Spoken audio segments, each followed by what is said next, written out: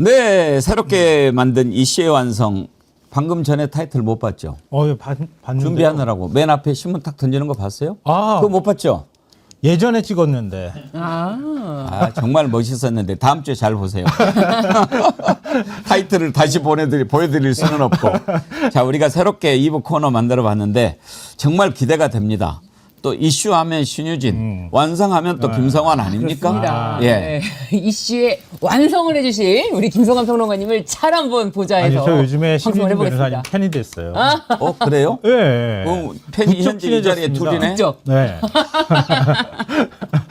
유쾌함으로 우리가 네. 12시를 재패합시다. 재패. 네. 이미 재패됐어요. 네. 이슈의 완성은 어떻게 지금 꾸며가 볼 생각이신가요? 이슈의 완성은 아무래도 이제 이슈를 좀 심도 깊게, 심도 있게. 예, 심도 깊게 우리 김성환 평론가님의 또 날카로운 분석을 통해서 예. 콕콕콕 그 깊이 있는 이슈를 알기 쉽게 쫙 한 번에 분석하면 또 김성환 그렇죠. 아니겠습니까? 네네. 저는 신유진 변호사님이 막 뛰어오면은요 뒤로 가면서 이렇게 설거지하면서 이렇게 가는 역할 하겠습니다. 저는 우리 김성환 평론가님한테 죄송한 게 하나 있어요. 네. 우리 정어리 TV 쪽으로 이제 옮기면서 네. 해보고 싶었던 게 김성환 평론가님의 이 깊이 있는 그렇죠. 분석으로 매일 뉴스를 좀 정리해서 한번 하는 코너를 만들기로 했거든요. 네. 근데 그냥 이런저런 여건 때문에 조금 이따 합시다 하고 결국 못 해버렸는데 그냥 저지를 걸. 아니요. 정원의 TV가 앞으로 훨씬 더 잘 나가면 예. 그때 한번 만들어 꼭 한번 주십시오. 좀 부탁할게요. 네. 네. 네. 자, 오늘은 어떤 것부터 다뤄볼까요? 일단 단일화 얘기를 좀 해야 될 것 같아요. 그래요. 네. 지방선거 지금 단일화가 이슈가 된 곳들이 여러 군데 있는데요. 어떻게 단일화하느냐 이거에 따라서 판이 좀 달라질 것 같아요. 그래요. 지금까지 우리가 정치 역사를 보면 네. 정치 특히 선거에서 물줄기를 튼 게 단일화가 됐던 게 많았죠. 맞습니다. 대통령 선거도 그렇고. 그렇습니다. 정말 이 단일화의 역사란 참 이 선거의 역사랑 마찬가지가 아닐까. 왜냐하면 이 단일화를 통해서 이 뭐 선거 구도가 완전히 바뀌거나 아니면 박빙인데 단일화를 통해서 여기서 이제 완전히 우위를 점하거나 뭐 이런 건데 단일화 하기까지가 참 쉽지가 않습니다. 네. 일단 두 분한테 네. 두 분이 꼽는 한국사의 명단일화 그리고 망한 단일화 어떤 걸 꼽으시는지 한번 들어보고 싶습니다. 명단이라면 당연히 김대중, 김종필 단일화죠. DJP 연합. 예, DJP 연합. 사실은 그 민주당 3당 합당 때문에 민주 세력이 수평적 정권 교체를 사실 못할 상황이었거든요. 근데 김대중 대통령의 결단에 따라서 이 지역 간 연합일 수도 있고 세력 간 연합일 수도 있는데요. DJ하고 그다음에 JP 단일화를 실현을 시키면서 네. 사실 공동정부까지 꾸렸잖아요. 근데 이전에 단일화를 성공한 적이 있는데 공동정부까지 사실상 꾸린 거는 그게 아마 유일한 사례일 거예요. 그러네요. 네. 그 최고로 꼽을 만하죠. 맞습니다. 권력을 나눠주고 그리고 집권 기반을 다지고 나중에 가서는 좀 깨지긴 했지만 그래도 김대중 대통령이 결단이 없었으면 불가능했던 단일화였던 거죠. 저는 가장 우스꽝스러운 이 뭔가 싶은 단일화를 한번 말씀드리고 싶은데, 네. 예. 폭망 단일화. 예. 단일화도 아닌 것이 예. 단일화의 그 그림을 단일화 그림을 쓴 예. 김문수 한덕수입니다. 그 단일화가 단일화가 아니죠. 네. 바꿔치기. 예. 후보 교체, 후보 바꿔치기를 시도했다가 결국은 망한. 생각해 보니까 그런 역사도 있었네요. 예. 최근이지만 정말 이 말도 안 되게 국민의힘에서 엉뚱한 짓을 하다가 가처분까지 갔다가 딱 걸려가지고 다시 빽했던. 그러니까 지금 생각해 보면 정말 그 사례를 잘 짚어주셨는데 기본적으로 그때 당시 지도부 그러니까 이제 권성동 또 권영세 이런 자들이 김문수를 잘 몰랐던 거예요. 그냥 그쵸. 이렇게 해가지고 너는 뭐 불만 떼줘. 그러면 이제 다 한덕수를 통해 가지고 더군다나 한덕수 총리했고 너는 거기서 장관 했잖아. 그리고 너는 노동부 장관 깜도 안 되는데 윤석열이가 시켜준 거 아니야. 그러니까 내놓으라면 바로 내놔. 뭐 이렇게 할 줄 알고 너는 그냥 거기서 바람만 잡아 우리가 후보 준비해 놨어 했는데 김문수가 이렇게 해버린 거죠. 그렇죠. 누워버렸죠. 아니 근데 지금 국민의힘 사람들 만나면은요 김문수 후보를 미워하는 사람보다 그 바로 옆에 있던 김재원 최고위원을 미워하는 사람이 훨씬 많아요. 김문수를 부추겼다는 거예요, 옆에서. 아하. 부추겨가지고 단일화할 수도 있었는데 그냥 후보직 내려놓으면서 한독수 쪽으로 가게 만들 수도 있었는데 김정은이 붙잡았다. 김지원이 막 옆에서 막 꼬드겼다. 아. 그래서 이번에 사실은 경북지사 선거에 나갔는데 결국은 뭐 안 됐잖아요. 김재원은 항상 중간까지는 가. 맞아요. 최고위원 항상 돼. 네. 전문 최고위원이잖아요. 전문직이야. 예, 전문직이에요. 최고위원만 계속 하잖아요. 근데 선출직을 못 하고 그게 별명이 그 사람 꾀돌이에요. 한계예요. 별명이 꾀돌이잖아요. 주머니죠. 네, 맞아요. 꾀는 많아요. 네, 맞아요. 근데 꾀만 가지고 세상에 안 되거든요. 네. 그것 때문에 사실은 그 단일화가 깨졌다. 뭐 이런 얘기가 나오는데요. 저는 우리나라 단일화 역사에서 제일 이름이 많이 거론됐던 사람. 우리 철수 씨가 생각나요. 철수 씨는 뭘 그렇게 단일화 때마다 이름이 네. 등장하는지 모르겠어요.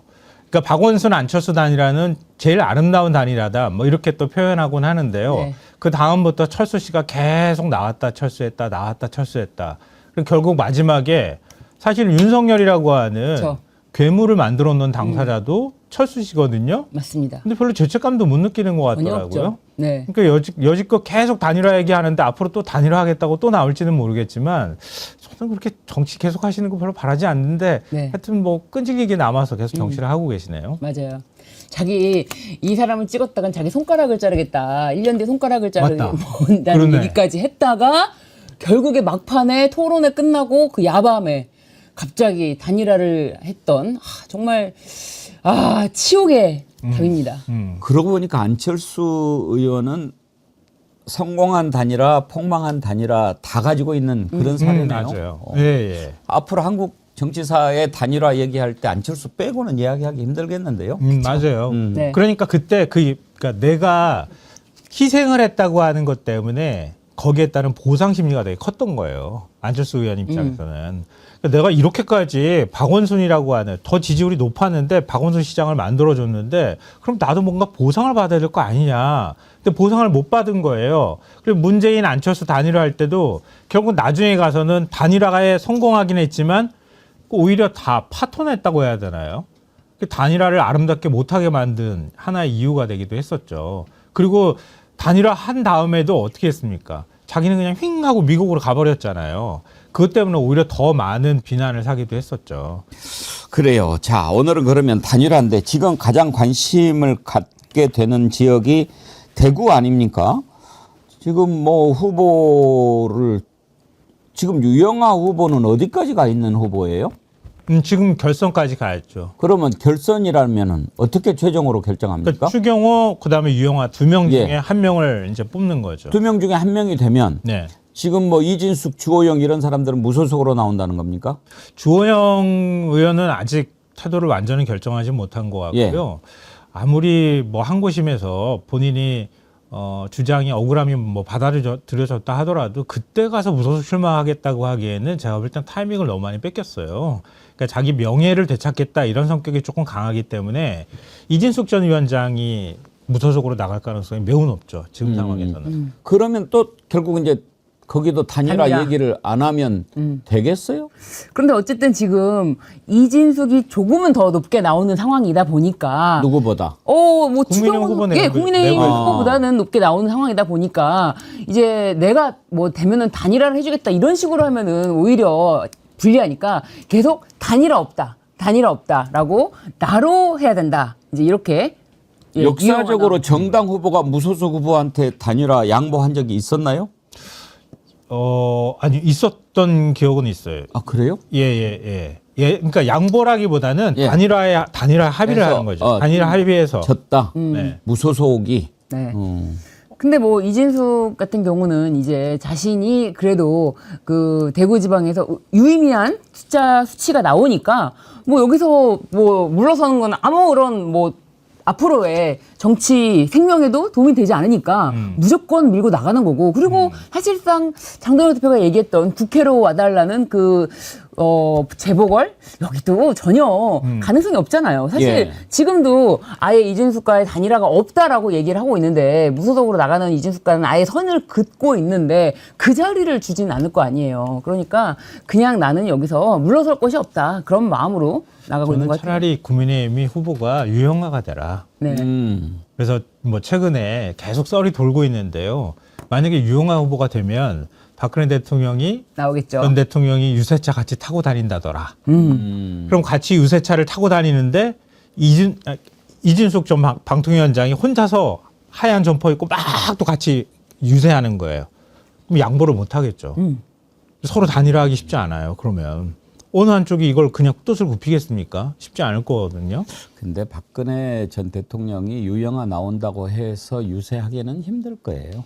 예, 저도 그렇게는 쉽지 예. 않을 거라고 하는데 최근에 계속 그 썰이 돌아다녀요. 맞아요. 또 박근혜도 옛날 박근혜가 아니고 예, 대구에서 그 정도 영향력이 있다고 생각하지는 않는데 근데 유영아 후보가 박근혜란 이름을 등에 업고 나왔을 때는 좀 상황이 달라질 수 있다고 하는 거죠. 유영아 의원도 실제로는 박근혜 전 대통령이 자신을 지원하러 나올 수 있다라는 가능성을 좀 내비치고 있거든요. 그러면서 나와주기를 끝까지 한 번은 나와주시기를 한 번은 나오지 않을까 싶은데. 그래요? 예, 예. 지난번에 장동현 대표 단식 중단할 그러니까요. 때도 유영아 네. 의원이 불러 올렸잖아요. 네. 네. 그때도 불러 올렸는데 뭐 유세차 한번 못하랴 그렇죠. 이렇게 생각할 수도 아무튼 있겠죠. 대구 단일화 간다 안 간다. 쉽지 않을 것 같은데요. 저는 만약에 끝까지 두 사람이 붙어가지고 한 사람이 최종 국민의 후보가 된다고 하면은 양보하기 쉽지 않다고 봐요. 계속 우길 겁니다. 그리고 그 국민의힘이 착각하는 것 같은데요. 국민의힘 사람들이 계속 만날 때마다 얘기하는 게 뭐냐면요. 이진숙은 절대 후보되면 안 돼. 절대 후보되면 안 돼. 이 얘기예요. 왜냐하면 진짜 대구시장 되면은 저 충동적인 행동들을 하는 사람이 국민의힘에 누가 되지 이익이 되지는 않을 거라고 보는 거예요. 예. 그것 때문에 지금은 지지율이 많이 나올 수는 있겠지만 조직이 움직이고 국민의힘 쪽에서 자꾸 그런 얘기들이 퍼져나가기 시작하면 결국 이진숙 후보의 지지율이 떨어질 가능성이 저는 높다고 봐요. 그럼에도 불구하고 사실상 이진숙 후보까지 나오면서 이렇게 뭐 다자 구도가 되면은 1대1 구도가 아니라 이렇게 될 경우에는 사실상 김부겸 후보에게도 더 유리하다고 볼 수는 없잖아요. 왜냐하면 이게 이제 이진숙 후보에게 주는 것도 국민의힘 너네 못했으니까 우리가 표를 너네한테 안 줄 거야 이제 국민의힘한테 안 주는 표가 이진숙한테 가게 되면은 그러면 김부겸 후보는 오히려 표를 못 받는 게 되기 때문에 오히려 3자 구도가 더 오히려 김부겸 후보에게 안 좋을 수 있다. 오케이. 제 개인적으로 좀 가까운 언론계 선배가요. 갑자기 최근에 한동안 연락 안 하시다가 연락을 하셨어요. 이 얘기를 좀 해주고 싶었다고 저한테 얘기를 하시는 거예요. 그러니까 대구 지역 언론에서 오랫동안 있었던 기자래요. 예. 근데 김부겸 후보 쪽하고 얘기가 좀 돼가지고 한번 이력서를 제출해보라 막 이렇게 했대요. 그러니까 기자가 김부겸 후보한테 갈 생각이 있었던 거죠. 이력서를 작성해서 보냈는데 가타보다 말이 없다는 거예요. 그 얼마나 속이 타겠어요. 근데 그 이유를 나중에 알고 보니까 너무 많은 사람이 김부겸 후보 캠프로 가가지고 순서가 안 돌아온다는 거예요. 대구 지역 분인데. 예, 대구 지역인데. 오호. 그러니까 가서 그러면은 그 기자 입장에서는 내가 뭐 이력서도 제출하고 지역에 오래 있었으니 중견급 이상 정도가 되면 그래도 공보 라인에 뭔가 가서 일을 할 수 있겠지 이렇게 기대감을 가지고 있었는데 되는 집안인 거죠. 예, 예. 안 된다는 거예요. 이게 얼마나 많은 사람들이 가가지고 줄을 섰는지. 김성환 평론가가 얘기 좀 해주시지. 어디가 죠? 그 김부겸 후보한테. 예. 만나면 제가 꼭 예. 얘기를 하겠습니다. 아니다. 아니더라도 이 사연을 알겠습니다. 꼭 전하겠습니다. 또 보면은 또 이름이라도 알면은 연락해 줄 건데 또 특정한 이름을 하기도 그렇고. 자, 그러면 대구는 그렇고. 네. 그 다음 또 관심이 가는 게 이제 부산 북갑이잖아요. 네. 한동훈이 출마하겠다고 하는데 네. 국힘당이 이번에 저는 무조건 후보 낸다고 봐요. 장동혁이 있는 한. 그렇죠. 지금 뭐 벌써 진종을 징계한다고 지금 저 난리를 네. 치는데 아마 장동혁 마음은 네. 민주당이 차라리 되는 꼴을 보지 내가 한동훈 되는 꼴을 못 보겠다 아니에요. 맞아요. 그러면 어찌됐든 이제 지금 민주당도 부산 북갑에 누가 나갈지는 모르겠지만 3파전으로 가면 민주당이 무조건 유리해질 텐데 과연 여기도 한동훈과 국힘당 후보 간에 단일화가 되겠느냐 하는 게 최고 관심사 아니에요? 거긴 절대 안 됩니다. 절대 안 됩니다. 거긴 절대 안 됩니다. 단일화 될 사람을 아예 공천을 안 해주겠죠. 예, 그렇죠. 그리고 한동훈 후보 입장에서도 그렇게 하는 게 결코 유리하지 않아요. 그렇게 하고 만약에 떨어지잖아요. 그럼 완전 다 망가지는 거예요. 한동훈의 가치가. 그러니까 이번에 부산에 가도 한동훈이 이번에 부산 가겠다고 했던 거는 떨어지더라도 가져올 수 있는 게 있다고 본 거예요. 그래서 부산으로 출마한 거거든요. 그 지역에서 국민의힘과 한동훈 전 대표 지지자들이 갈릴 경우에 안 될 가능성이 높다는 생각은 했을 거예요. 그렇지만 내가 부산에 가서 헌신하고 부산 사람이 반쯤 돼서 돌아올 때 그때 국민의힘은 선거에서 참패하고 나면 어떻게 해서든 흔들릴 거고 보수 진영에 누구든 하여튼 새로운 진영의 중심이 되어야 될 텐데 부산에서 그렇게 헌신하고 떨어졌다고 하는 게 일종의 정치적 자산이 될 거라는 거예요. 그래서 그것까지 저는 보고 이번에 출마했다고 봅니다. 그래서 한동훈 전 대표 입장에서도 절대 단일화는 안 할 거고요. 국민의힘 뭐 장동혁 대표 입장에서는 범새끼 한 마리 들어오는데 그걸 가만히 내버려 두겠습니까? 절대 못 들어오게 막을 절대 안 된다. 네. 신유진 변호사님도 같은 생각? 그럼요. 아니 뭐 지금 벌써부터 장동혁 돌아오자마자 제일 처음 한 일이 그 진종호 지금 뭐야 지금 해당 얘기하고 있어. 지금 무소속을 어디 무소속을 지금 돕겠다는 둥 뭐 그런 식으로 바로 절차에 들어가지 않았습니까? 아니 자기가 집 비워놓고 갔다 와놓고 그 사이에 진종호 의원이 가서 잠깐 도와줬다고 바로 당무감사하라고 하는 건 뭡니까 대체? 장동혁 대표가 있는 한, 네네. 예, 민주당. 절대 없다. 네. 네. 민주당은 좀 그나마, 지선에, 사실은 선거는 좀 안심하면 안 된다고 하지만, 장동혁 대표가 참 많이 도와주고 있지 않습니까? 이렇게 열심히. 내가 너무 좋아하는 티가 나는가요? 오케이, 그러면은 단일화가 궁금한 지가 한 군데만 더. 이제 평택의 조국, 평택을인가요? 네. 네. 조국 대표가 출마 선언했는데 여기도 이제 민주당 아직 결정 안 됐죠. 네네. 근데 진보당 이제 후보가 있고 여기도 단일화가 이제 어떻게 될까가 궁금한데 이거 신유진 변호사님 전망부터 먼저 들어봅시다. 글쎄요, 저는 단일화를 전제에 두고 평택을 갔다라고 보기는 어렵다고 생각해요. 예. 왜냐하면 그거를 사실상 뭐 출마를 고심하는 지역을 두고 뭐 외부에서는 왜 우리랑 좀 의논을 하지 않았냐라고 하기도 하고 지금 먼저 뛰고 있었던 김재현 후보도 아니 왜 이렇게 엉뚱한 지역에 와서 그러냐 출마를 철회해라라고 하는데 오히려 저는 사실 그렇게 출마를 철회해라 이런 말이 오히려 조국 대표에게 조금은 아니 저렇게까지 할 말인가? 어디 나갈 수는 있는 거 아닌가? 뭐 이런 생각 때문에 표를 더 줄 수 있는 그런 것도 생기고 지금 조국 대표도 사실상 단일화를 전제해 두지 않고 뭐 3표 차이로 아슬아슬하게 이길 각오를 하고 있다. 이제 이런 얘기를 하는 거 보면은 그 단일화 자체를 염두에 두지는 않았을 것이다. 그리고 단일화를 하기도 쉽지 않다라고 보는데 그래서 하여간 매우 어렵다. 그 상황은 맞다. 단일화는 쉽지 않을 것이다. 네네. 진보 진영이. 네, 저도 단일화 쉽지 않을 거라고 생각하는데요. 너무 복잡해요. 맞아요. 그러니까 구도 자체가 너무 복잡하고요. 진보당 단일화 문제는 울산시장 후보 단일화 문제하고 같이 연결이 돼 있잖아요. 그러니까 그것 때문에라도 김재현 대표가 계속 뭔가를 주장할 가능성이 있고요. 또 그리고 평택에 내려가서 평택 시민신문 여론조사 한 걸 보면은 지지율도 안 나오지 않아요. 10%대 지지율이 초반까지 나왔더라고요. 그러니까 진보당 지지율도 한 8% 정도 나왔어요. 제가 기억하기로는. 그러니까 진보당도 어느 정도 지지자를 갖고 있는 곳이라고 봐야 되거든요. 근데 덜컥 여기서 그냥 단일화해서 포기하기엔 너무 아깝다고 생각할 것 같고요. 그러니까 조국 대표 출마 선언 왜 그러면 평택 의릴까 이런 생각을 하게 되는데 저는 약간 무주공산 됐다고 하는 게 있을 것 같아요. 그래서 조국 대표가 계속 사고 지역이라고 강조하잖아요. 아니 누가 비우라고 했나? 민주당이 집 비워놓고 와가지고 우리가 들어가려고 하니까 이거 내 집이야 그러고 들어오는 건 그거 말도 안 되잖아. 이걸 지금 계속 강조하고 있거든요. 그러니까 저는 이광재 전 지사 카드를 슬쩍 이 정청래 대표가 꺼낸 거는 좀 관심을 다른 데로 돌리려고 하는 의도도 있는 것 같아요. 지금 평택에 너무 관심이 많이 몰려있거든요. 지금 이광재 전 지사는 하남 갑 얘기가 나오는 거 아닌가요? 네, 하남 쪽으로 예. 얘기가 되는 것 같고요. 하남도 민주당 입장에서는 추미애 그 후보가 1200표밖에 못 이긴 지역이거든요. 거기도 약간 도농 복합 쉽지 형태로 돼 않죠. 있어요. 선거구가 굉장히 어려운 지역이에요. 그래도 이제 하남 갑이 강원도하고 가깝고 또 이제 경기도 강원지사를 했지만 지난번에 성남 출마 준비를 했었고 네네, 안철수 반 그런 점에서 이제 경기도 강원도 막 이렇게 섞어져 있기 때문에 웬만한 될 만한 카드고 또 중량감이 있는 인사고 다만 이광재 전 지사를 평택으로 보낸다. 그러면 이제 조국당하고 한판 붙자가 되는 거죠. 그렇죠, 그렇죠. 그러면 판이 완전히 달라지는 완전히 거죠. 달라질 수 있죠. 완전히 이제 그 조국당하고는 빠이빠이 되는 거예요. 선거 예. 연대를 떠나서. 그러니까 조국 대표 떨어뜨리겠다는 의도로 그렇죠. 받아들여질 예, 가능성이 굉장히 많기 때문에 이후 당 합당 문제하고도 연결이 될 수밖에 없을 거예요. 그래서 아마 저는 굉장히 좀 고민이 깊을 것 같은데요.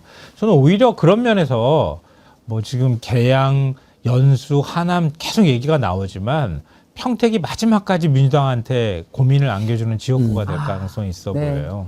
근데 이제 단일화 우리가 관심 지역 세 군데를 살펴봤는데 네. 선거 때마다 꼭 이렇게 단일화 얘기가 나오고 마치 단일화가 유일한 열쇠인 양 하는 것 이거 자체는 좀 뭔가 시스템에 문제가 있는 거 아닙니까? 그렇죠. 예. 그리고 제일 정당에서 후보 내가지고 국민들이 선택하게끔 해야 되는데 그걸 또 마지막에 단일화를 했다.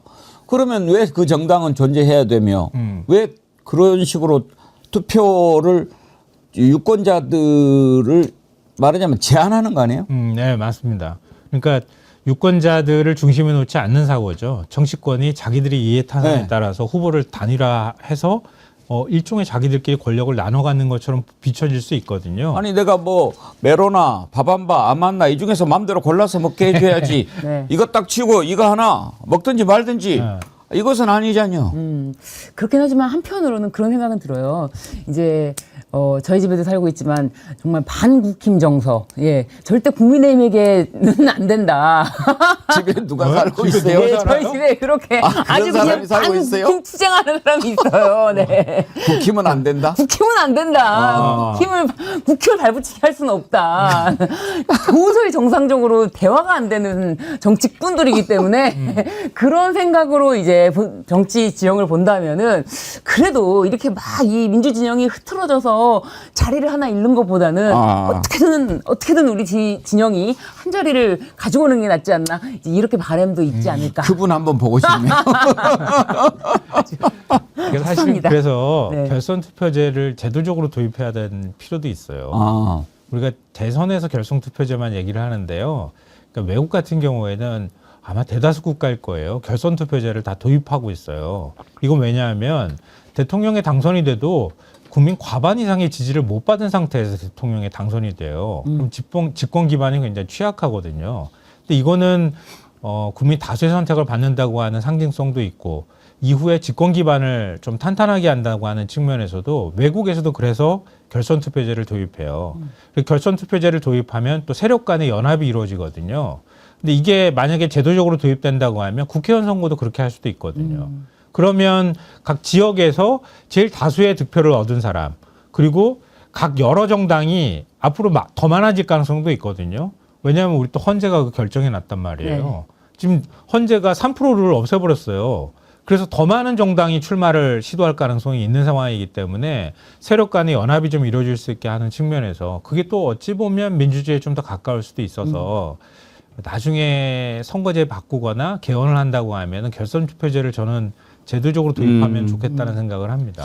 단일화와 관련해서 한 가지만 좀 생각해 보고 다음 이슈로 넘어가죠. 어떤 정치학자가 유럽의 어느 정치 전문지 인터뷰하면서 단일화를 설명하는 게 너무 어려웠다. 정말 애를 먹었다. 이런 설명을 한 적이 있더라고요.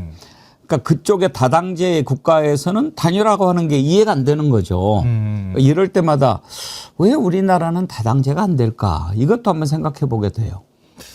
전 국민의힘 때문에 안 된다고 생각하는 쪽에 좀 가까운 편이라. 다 국민의힘 탓이에요?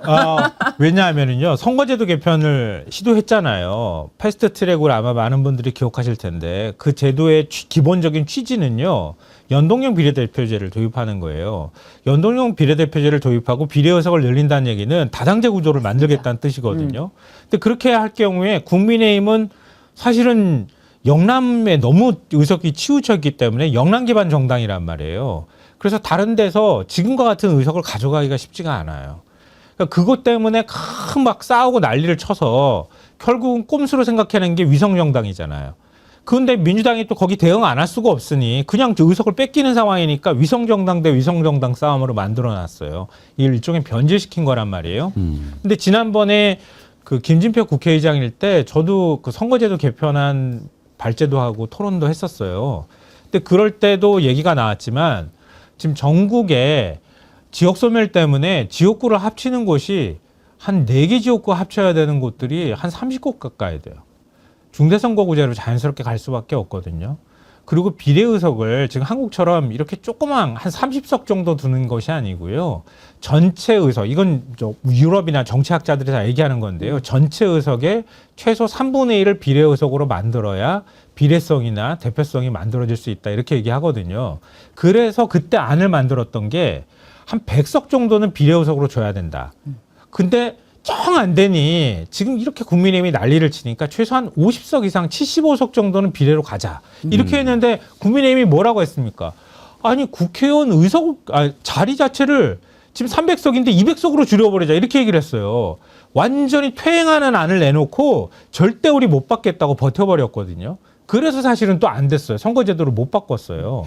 그래서 말씀하셨던 것처럼 다당제가 되기 위해서는 기본적으로 국민의힘을 바꾸지 않으면 안 되는 상황이다. 맞습니다. 네. 정말 여러분들이 여러 가지 불편하신 점들 왜 우리나라는 이렇게 합리적으로 안 될까? 국민의힘이 존재하기 때문입니다.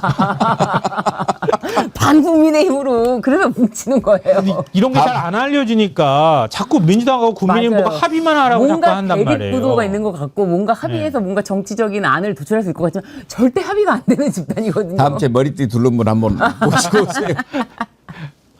예.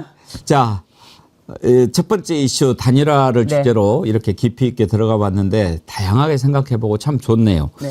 김미경님 흥미진진하고 참 재미지네요 그러셨는데 저도 아주 재미있고 야, 이 코너 참 대박 나겠는데 이런 기대가 듭니다.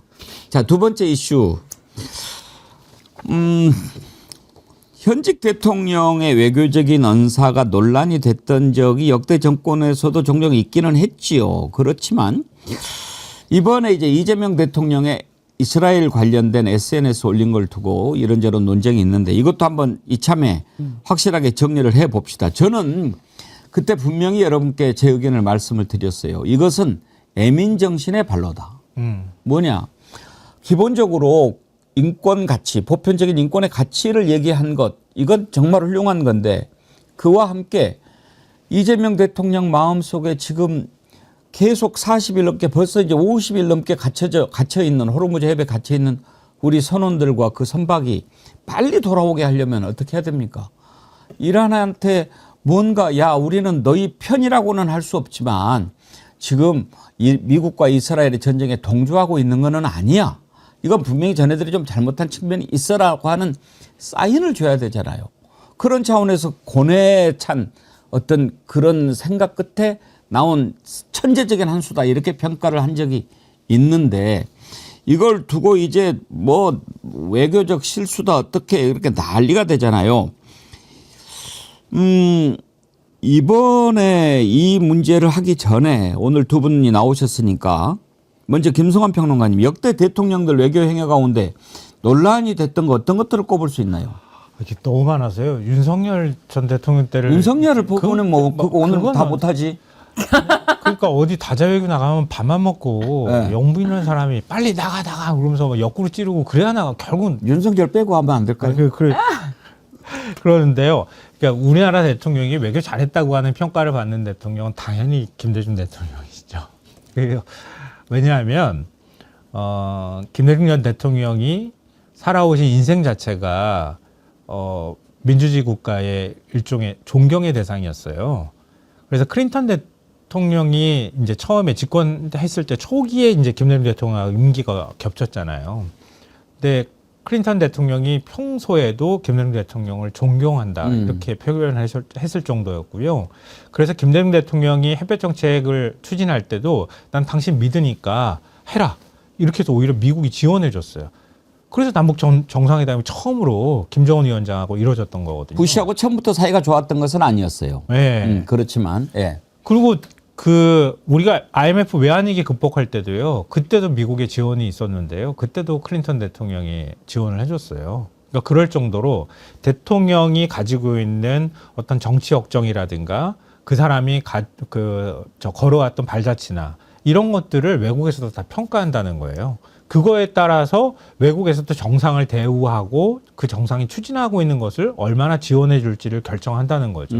그러면서 김대중 대통령의 외교를 제일 먼저 꼽을 수밖에 없을 것 같아요. 논란이 됐던 거는. 그리고 논란이 됐던 거를 꼽으라고 하면은 윤석열 빼고 얘기를 하자면 이명박 대통령은 갑자기 난데없이 독도가겠다고 해가지고 그랬죠.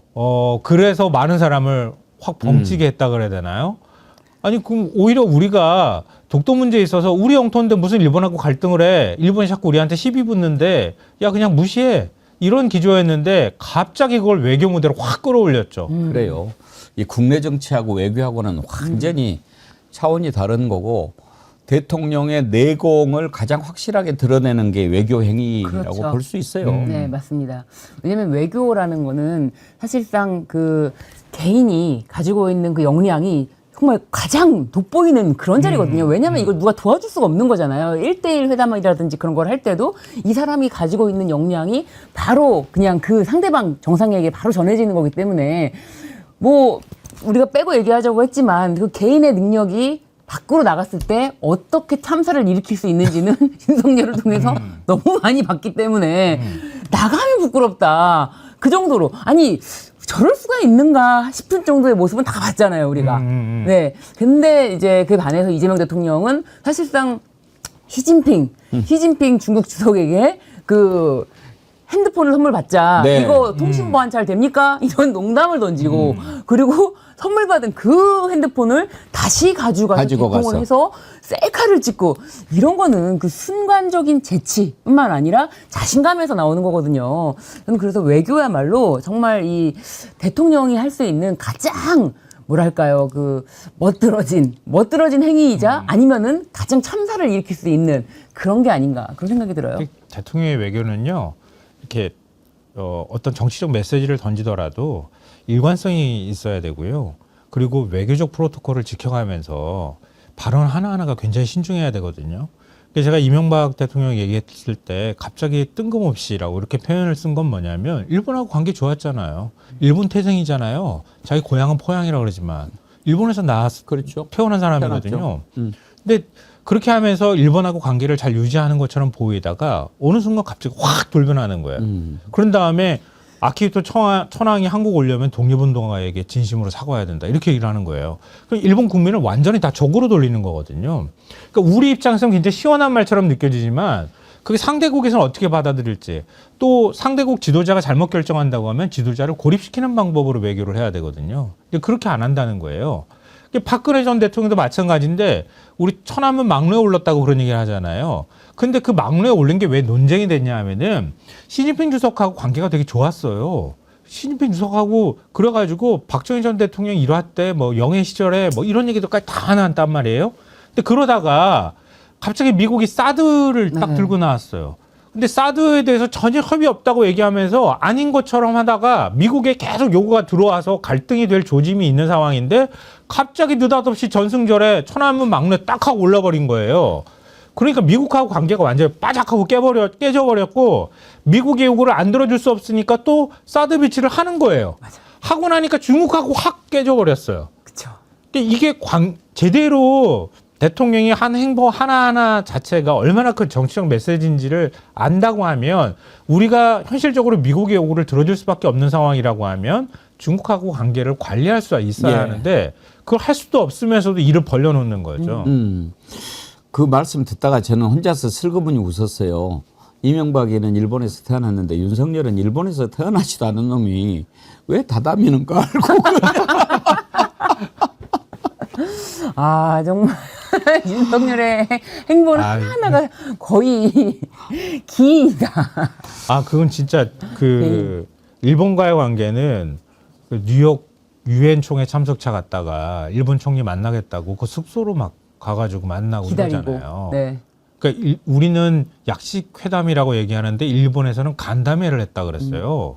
한국 정상을 자기 정상하고 만나는데 이거 간담회 한 거야. 완전히 모욕당한 거란 말이에요. 그래 모욕 그렇게 당하면서도 강제동원 문제 자기 멋대로 그냥 해결해 버렸잖아요. 물컵 반 얘기하면서. 이 참사 외교 참사거든요. 이렇게 하는 게. 그렇죠.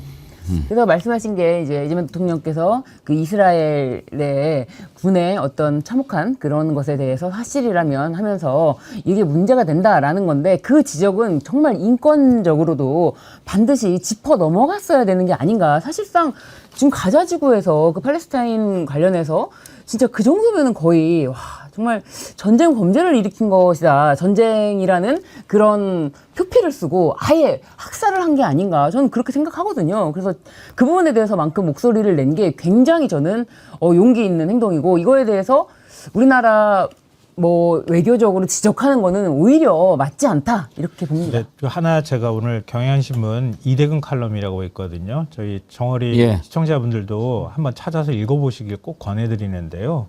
그러니까 이재명 대통령이 이번에 전쟁 범죄나 인권 문제를 제기했잖아요. 이거는 사실은 굉장히 잘한 거잖아요. 잘한 건데 우리가 이제 구조적으로 이런 문제에 있어서 앞으로도 외교를 이런 방식으로 계속 해야 된다. 근데 이대근 이제 우석대 석좌 교수는 아직까지 그 후속에 어떤 시그널이 없는 것 같다. 거기에 대해서 아쉽다. 이렇게 얘기하면서 그러는 거예요. 한국이 그동안에 제일 외교를 하는 데 있어서 어려움을 겪게 만든 대상, 1순위 대상은 북한이에요. 북한하고 싸워야 되고 북한하고 문제를 해결하지 않으면 다른 데 관심을 돌릴 수가 없는 거예요. 근데 북한하고 문제를 북한이 스스로 문제를 해결해 버렸어. 우린 이제 두 국가야. 이렇게 해버리니까 우리가 외교 역량을 세계로 투사할 수 있는 환경과 여건이 됐다. 그게 첫 번째고요. 두 번째로는 우리가 철석같이 믿어왔던 혈맹 미국이 이제 약탈적 패권 국가가 돼버렸어요. 미국 편에 완전히 설 수도 없어요. 이제 동맹들이 유럽 국가들도 마찬가지지만 야 우리들끼리 같이 모여가지고 호르무즈도 우리가 스스로 해결해야 될 것 같아. 그러니까 미국 없는 세상을 우리가 다시 만들어야 돼. 라고 하면서 바뀌고 있다는 거예요. 그러니까 그 두 가지가 사라진 이 시점에 어쩌면은 우리가 국제사회에서 더 책임감을 많이 늘려가는 책임 있는 국가의 모습을 보여줄 수 있는 절호의 기회가 왔다. 맞습니다. 그래서 이재명 대통령이 뭐 이거 한 번으로 계속 이런 메시지를 내기는 어렵겠지만 앞으로 조금 더 세계 한 5위 국가 정도의 면모를 가질 수 있는 외교력을 이제 더 보여줬으면 좋겠다. 이렇게 써놓은 거예요. 그래서 그거 보면서 고개를 혼자 끄덕끄덕하면서 봤습니다. 그 이희수 교수라고 있잖아요. 중동 예. 전문가. 네. 그분이 이재명 대통령 입장과 관련해서 이렇게 얘기를 한 게 있어요. K컬처 한류가 세계 최고로 붐이 있는 곳이 아랍 국가다. 그 사람들은 한국을 좋아하고 롤모델로 생각하는데 우리가 좋아하는 한국은 왜 미국의 에이전트 역할만 하는가 하는 불만을 갖고 있다. 그런데 한국의 대통령이 처음으로 자신들이 수십 년 울분에 차 있던 얘기를 해준 데 대해서 굉장히 파격적으로 받아들이고 있다. 우리 외교사에서도 전례를 찾아볼 수 없는 일이다. 이번 전쟁은 미국, 이스라엘과 글로벌 전체의 가치 투쟁인데 그런 면에서 우리 대통령이 인류 보편의 가치를 짚어준 것은 개인적으로 찬사를 보내지 않을 수 없다. 우리가 보다 적극적인 평화 창조자로서 평화 주창자로서 행동으로 보여주는 외교를 하면 좋겠다. 이번 사태를 계기로 국제 분쟁에서 항상 코리아가 평화 중재자가 되는 모습을 보여주는 것이 외교의 레버리지를 높이는 방법이 아닐까 생각한다. 그렇죠. 제가 말씀드렸던 그거잖아요. 이번 한 번으로 멈추지 말고 계속 한국이 그런 국가로 국가의 면모를 보여줬으면 좋겠다. 이렇게 많은 분들이 저는 기대하실 것 같고요. 그러니까 우리가 국력이 커진 만큼 경제력이 커진 만큼 또 국방력도 많이 커졌잖아요. 그러니까 단순히 우리 무기를 많이 수출하고 있어. 뭐 아랍에미리트가 우리 무기 사기 위해서 막 수송기 보냈어. 여기에만 너무 환호하지 말고 우리가 세계 국가로서 어느 정도의 책임을 앞으로 가져야 하는지를 한번 고민해보는 계기가 됐다. 이재명 대통령이 그런 화두를 굉장히 좋게 던져줬다고 봅니다. 맞습니다. 이분이 어떤 분이냐면 지난번에 윤석열이 아랍에미리트 갔을 때 아랍에미리트 적은 이란이다 뭐 이런 얘기를 했잖아요. 그때 얼마나 또 걱정을 많이 했는지 아십니까? 그런 분이 이렇게 평가를 했어요. 그러니까요.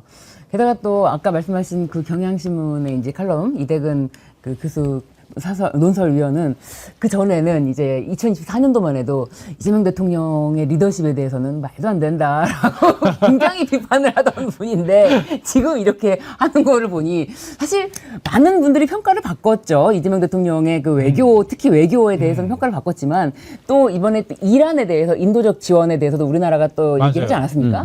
그 규모가 크진 않지만 그런 발표를 하자마자 뭐 미스 이란인가요? 이렇게 아니 지금 이게 지금 말이 되냐. 전쟁을 하고 있고 지금 거의 독재 체제인데 그 지원금이 그러면 국민들에게 가겠냐라고 바로 SNS 썼다가 그거를 어떤 식으로 지원을 할 것인지를 구체적으로 설명하는 거를 듣고 정말 고맙다라고 또 바로 입장을 바꿨습니다. 왜냐하면 사실 규모가 크진 않아서 뭐 자랑할 만한 그런 건 아니지만 그럼에도 불구하고 이 적십자사를 통해서 뭐 구호 물품이라든지 정말 필요한 물품으로 지원을 한다는 거 이런 것까지 상세하게 디테일하게 왜 그렇게 규모가 크지 않은 건지도 사실상 어떻게 보면 이해가 가는 측면이 있어요. 그래서 이제 그런 것까지 설명이 되니까 우리나라는 정말 말씀하신 것처럼 책임 있는 국가로서 중재자의 역할을 어떻게 할 것인지 이런 역할로 한 단계 올라가는 게 아닌가. 네. 자랑스러운 자료 하나 보여드릴까요? 네. 모닝 컨설턴트라고 아시죠? 모닝 컨설턴트에서 여론조사를 했는데 우리나라 이재명 대통령이 글로벌 리더 지지율이 몇 등인지 아세요? 2등입니다. 예. 저게 2024년도 조사일 거예요. 근데 네. 이게 2026년 올해 6년도 올해 조사 바로 네. 얼마 전에 조사한 네. 거예요. 근데 25년도에도 이재명 대통령이 2등을 했어요. 근데 바로 그 1, 2등이 이번에 만난 거예요. 와, 인도의 모디 네. 총리와 정말 대단하지 않습니까? 여기서 깜짝 퀴즈. 네. 25년도에 이재명 대통령이 2등을 했어요. 윤석열이 몇 등 했게요? 거의 뭐 순위를 매길 수가 없을 것 같은데요. 뒤에서 거의. 2등. 뒤에서 2등. 뒤에서 2등. 몇 국가를 꼴등에, 조사를 네. 했는데 뒤에서 2등. 뒤에서 2등인데 그게 그러니까 거의 외국에서 바라볼 때는 윤석열이라는 사람은 24개국. 24개국. 예. 그러니까 거의 OECD 국가 꼴찌 수준이었다. 그렇죠. 네. 거의 그 수준이. 그러니까 스웨덴 민주주의 다양성 연구소에서 발표한 자료들 많은 분들이 얘기하셨잖아요. 네. 근데 윤석열 거의 독재가 진행되는 국가로 한국을 평가했어요. 근데 올해 평가 보십시오. 완전히 다시 민주주의 국가로 되돌아갔잖아요. 그렇죠. 그 2년 사이에 대한민국이 뭐 얼마나 달라졌겠어요. 근데 대통령 바뀌고 집권 세력 바뀌었다고 이런 평가를 받는다는 거예요. 그러니까 외국이 바라볼 때 국가 그러니까 최고 지도자가 어떤 사람이냐가 매우 중요하고요. 지금 모디 총리 말씀하셨지만, 그러니까 모디 총리가 그렇게 얘기를 했더라고요. 지난번에 브라질 룰라 대통령 만났을 때 이재명 대통령하고도 삶의 궤적에 대해서 소년공 시절 산자 같이 입었던 거 이런 것들 얘기했는데요. 모디 총리가 이번에 인도의 시성 타고르가 100여 년 전 한국을 향해 동방의 등불이 될 거라고 표현했는데 그 예언이 현실이 됐으며 빛의 혁명으로 이어졌다. 아니 다른 나라 국가 정상에 비해서 이런 말이 우리가 이런 말 거의 들어본 적이 없었던 것 같거든요. 그렇죠. 이런 식의 비유를 사용하면서 표현하고 있다는 거예요. 그리고 한국의 민주주의를 얘기를 한다는 거죠. 이런 게 바로 우리 국민이 물론 만든 거지만 우리 국민과 함께 이재명 대통령이 같이 만들어가는 외교다 이렇게 볼 수 있고요. 더 흥미로운 거는 지금 석유하고 나프타 같이 협력하기로 했잖아요. 근데 석유 나프타를 그럼 인도 걸 우리가 받는 건가? 이렇게 생각하시는 분들이 있을 것 같아요. 근데 인도도 모자라요. 인도가 그 유전이 있기는 한데요. 워낙 소비가 많은 국가라서 인구가 14억 명인 나라거든요.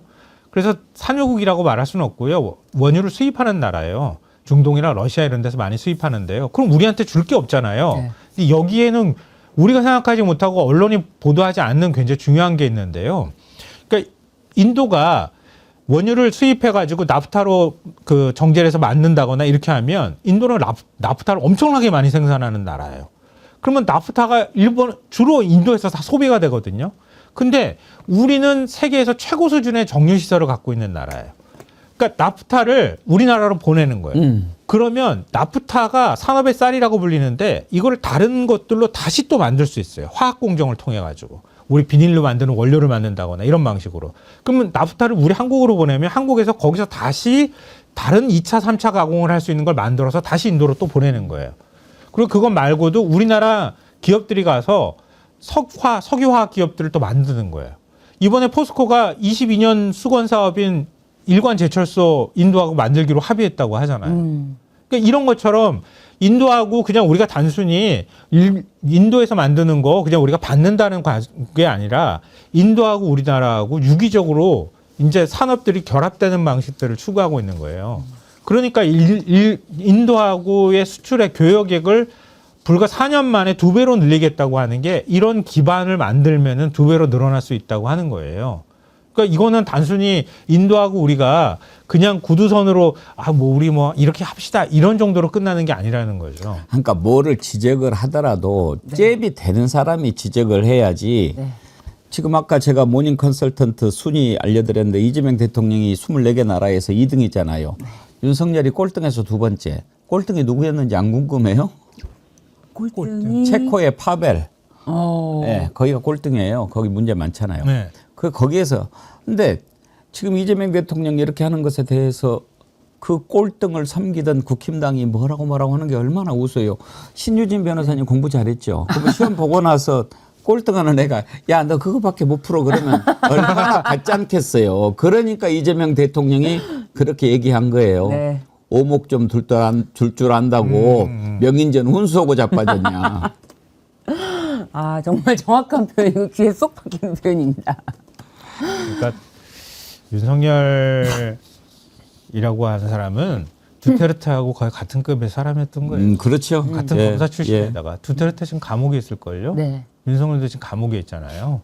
그러니까 검사의 마인드로 통치를 하면 어떤 일이 벌어지는지를 두테르테는 그냥 마약범 잡겠다고 해서 막 사람을 마구잡이로 다 죽였던 사람이잖아요. 그러다가 결국은 쫓겨나서 지금 감옥에 갇힌 신세가 된 건데 이 윤석열이라는 사람도 지금 똑같은 길을 걸었다고 하는 게 참 참담한 것 같아요. 근데 오늘 두 분 밖에서 입을 좀 맞추고 오셨나요? 아주 전혀 너무너무 이렇게 호흡이 찰떡같이 잘 맞아가지고 많은 분들이 너무너무 좋다는 반응이 뜨겁습니다. 감사합니다. 변함없이님 슈퍼챗까지 보내주시면서 이 코너 대박 날 듯요. 김성환 평론가님, 신유진 변호사님 응원합니다. 와 감사합니다. 이은주 반장님, 김성환 평론가님과 신유진 변호사님의 호흡 왜 이렇게 딱딱 잘 맞죠? 환상 호흡입니다. 대박 예감입니다. 아니 이미 대박입니다. 정현이랑 님도 바로 이것이죠. 대박 예감. 감사합니다. 정현이랑 님이 이렇게 보내주시니까 난 눈물이 날 것 같아. 이분이 우리 정어리 TV 엄청 사랑하시는데 그동안에 계속 너네 너무 처져.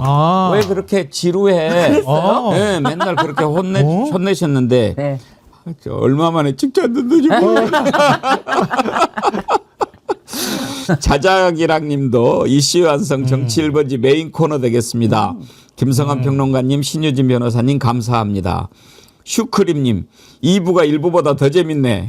이러다가 1부가 주인 되겠다. 앞으로 1부 패널님들 분발들 하시오. 우리 김민하 평론가 어떻게 해? 2% 처음인데 은근히 묘하게 빠져드네. 그러셨는데 아이고 고맙습니다. 감사합니다. 아이고.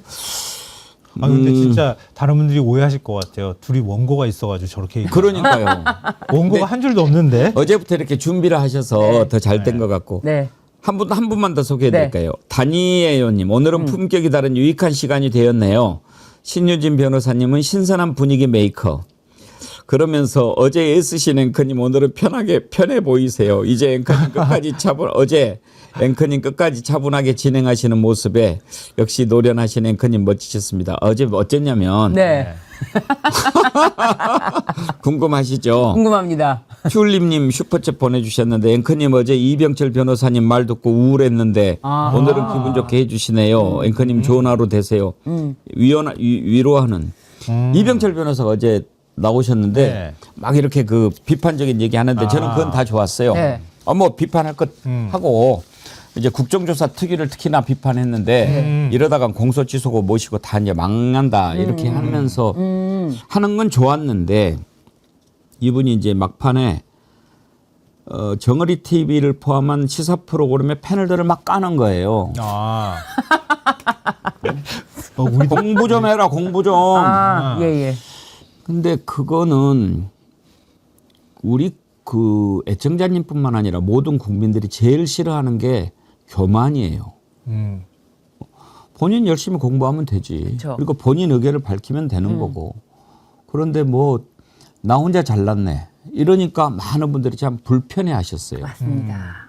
저도 어저께 또 모신 게스트인데 그만하소 가소 뭐 이럴 수도 없는 거고. 막 무지 힘들었어. 아니 제가 이 자리에 한번 앉아봤잖아요. 예. 몇 번 앉아봤는데요. 아무나 앉는 자리 절대 아닙니다. 저 앉아보고 제가 막 심장이 막 쿵쾅거려가지고요. 너무 힘들었어요. 저도 진행을 많이 해봤는데 네. 이 자리는 특별한 여기는 자리예요. 예, 네. 정어리 TV 이 자리는 아무나 앉으면 안 돼요. 그러니까요. 예. 100만 정어리언을 끌어야 되는 무게가 있기 때문에. 네. 그럼요. 하여튼 오늘 이슈 완성 대박 예감하시는 분들이 많이 계신데 다음 주에도 네. 더 또 뜨거운 이슈 그럼요. 두 분이 입을 잘 맞춰가지고 아, 우리 김성환 평론가님은 이 깊이가 있어요. 아이고, 그래서 정말. 정말 어디서도 듣지 못한 이야기를 해줍니다. 정말 깊이 있는 평론 듣고 싶다면 이씨의 완성 오십시오. 최향님이 네. 김성환 평론가님은 평론계의 영국 신사입니다. 맞습니다. 항상 응원합니다. 젠틀맨. 굳이 영국까지 영국까지 뭐 요즘에는 코리안 젠틀맨이 더 그러니까요. 먹히는 거 아닌가요? 그럼요. 영국 옛날 얘기요. 예, 예. 옛날 사람이니까 또 이해해줘야죠. 이해해줘요. 신진진 변호사님은 마음이 너무 넓어. 그럼요. 우리 구독자님들한테 너무 넓죠. 구독자님들이 하시는 말씀 다 맞아요. 오늘 이슈 완성 첫 번째 코너 아주 재미있게 잘 꾸며주셔서 감사드리고 다음 주 더 기대해 보겠습니다. 네, 좋습니다. 김성환 평론가님, 신유진 변호사님 고맙습니다. 고맙습니다. 감사합니다. 네.